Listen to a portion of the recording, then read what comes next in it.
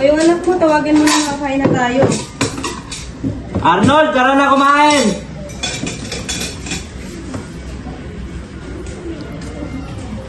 Arnold, ano bang ginagawa mo? Tara na kumain!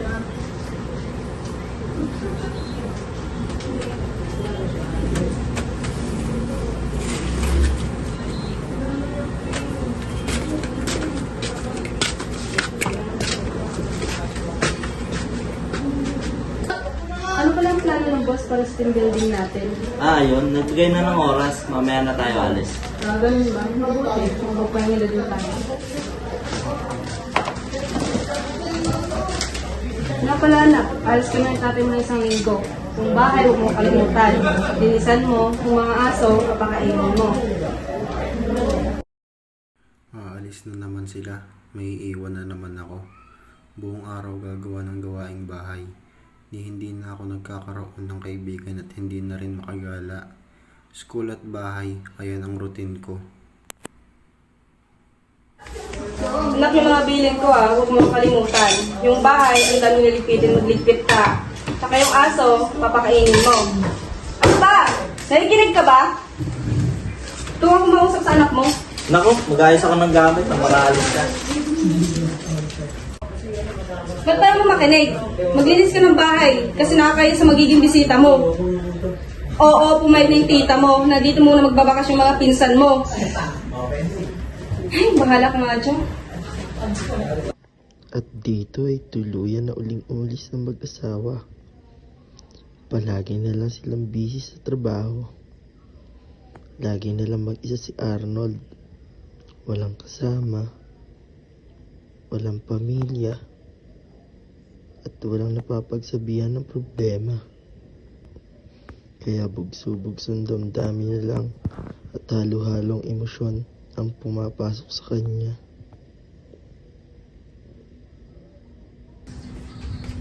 Ma, totoo ba? Pupunta mga pinsan ko ngayon dito? Yes!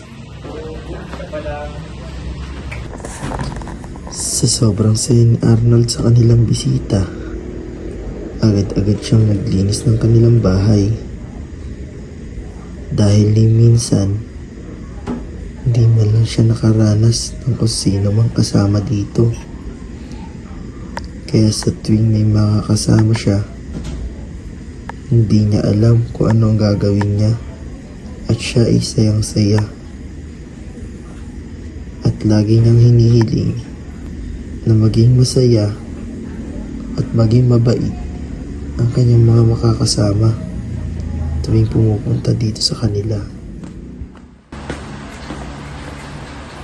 Ha?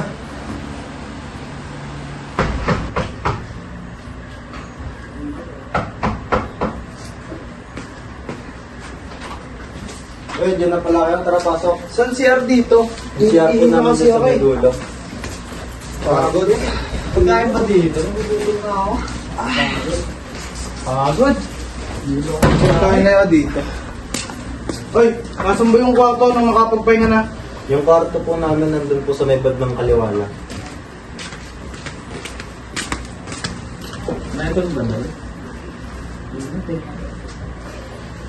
Sobrang init. Ha? Doon na tayo sa kwarto.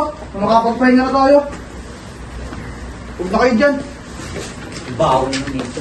Kakalap ko ng bahay na to. Ingat. Gulo.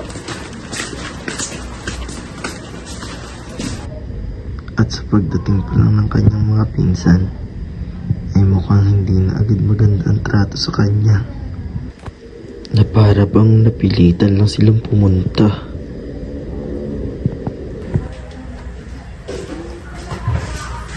Uy, kain ka pa ng kain dyan. Saka doon sa kwarto. Oo, guys. Dito tayo. Ano yan? Gutom ka na naman? Teka mo na. Halutin ka biyahe. Ay, gutom ka?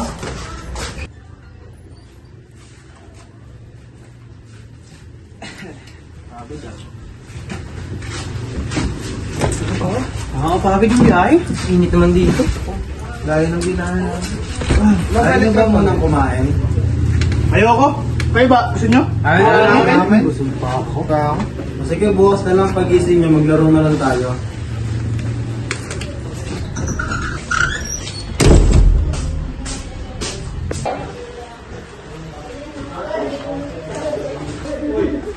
At sa nangyaring iyon, mas pinili na lang ni Arnold na lumabas ng bahay at humanap kung sakali ng kanyang makakasama ng masaya at hindi ganon ang trato sa kanya.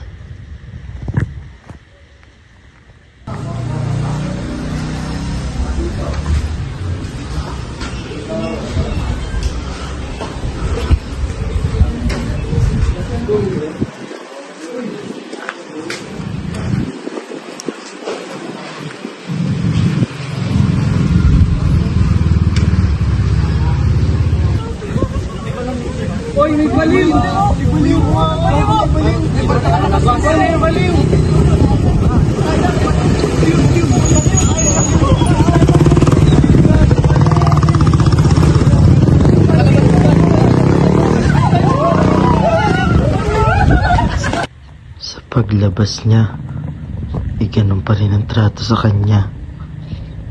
Tila ba tinawag pa siyang baliw dahil sa hindi siya lumalabas ng bahay. Lagi siyang binubuli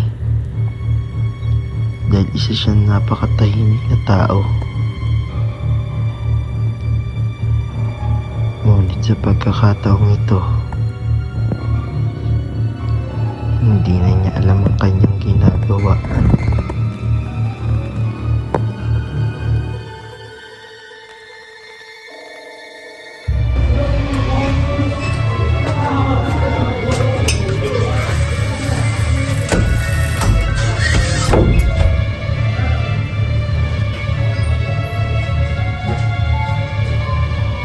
Wala na siya. Ito dito, ang init dyan. Hindi ko na lang aircon. Yung bakit ba ito? Gutom na ako. Yung pagkain ko. Wala ka pagkain dito? Napakainit doon. Oo nga, walang init.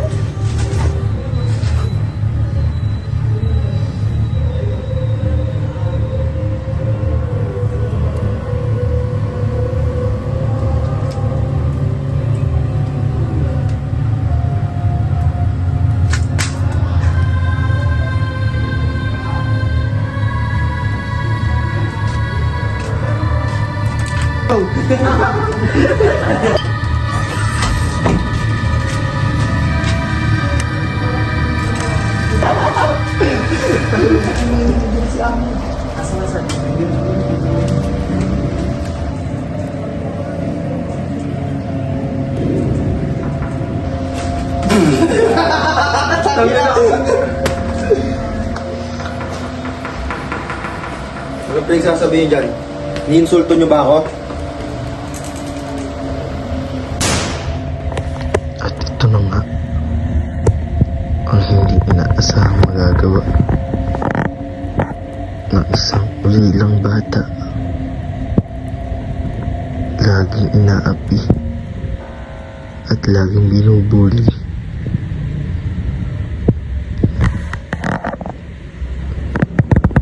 Dahil sa kanyang pagiging mag-isa at walang kasama, ay hindi niya na nakokontrol ang kanyang mga nagagawa.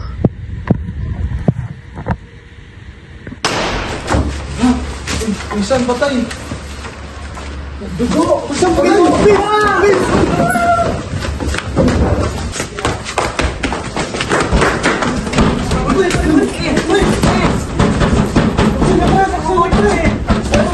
Kulong! Wag! Wag! Wag!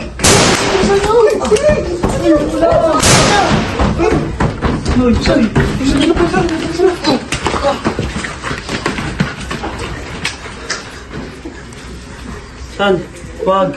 Wag. Wag. Wag. Wag.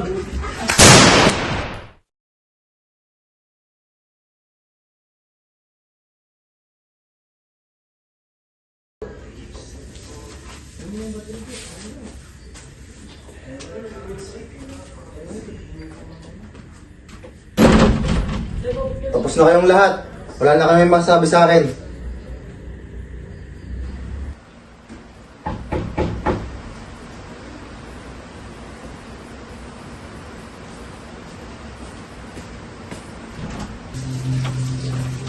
Oh, ma, ba't ka naiyak? Tara, pumasok muna kayo dito. Tara pa.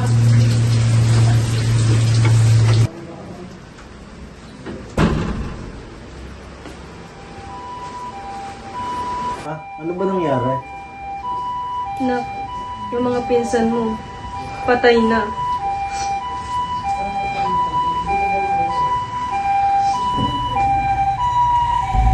Ba't pa kasi tayo dyan pupunta ka na, Arnold? Wala nyo na. Gusto na naman natin makita yung pinsan natin. Grabe naman kayo. Nakakapagod kong biyahe. Nahihilo na ako sa biyahe na to. Napakahaba. Gusto ko na kumain pagdating natin. Ka na naman.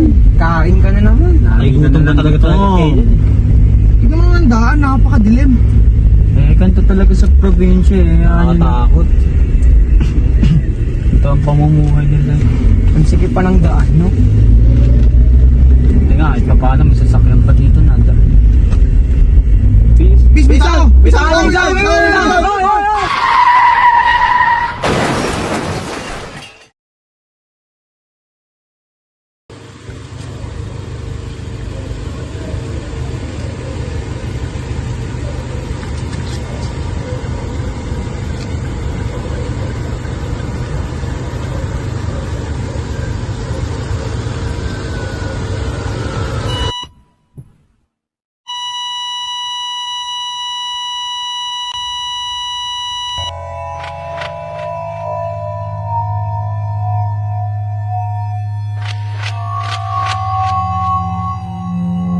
Tapos na kayong lahat.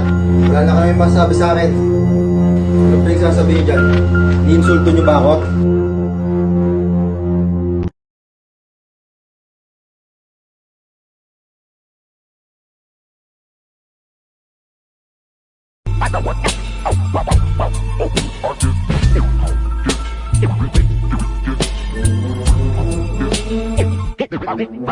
Can we talk about us like we care about us? Can we talk about us like we care about us?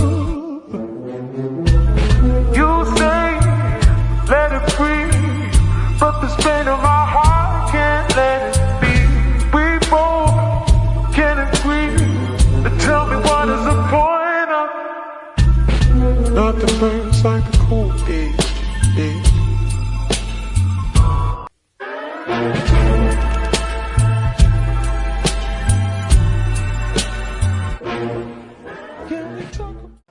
Go! Ma, ano ba nangyari?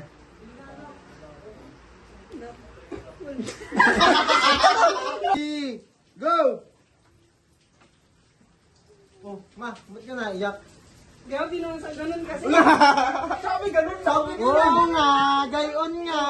Tama nga.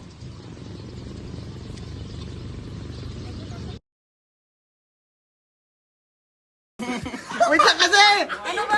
Sa ilong nga yan. Uy, gogi! Uy, okay lang. Please. Okay lang. Dos, kayo nito.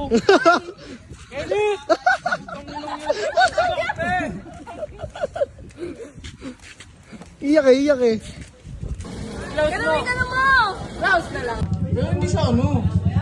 Sa click? Oo, broken siya sa click. Sineto ko ganyan pa, 2,000.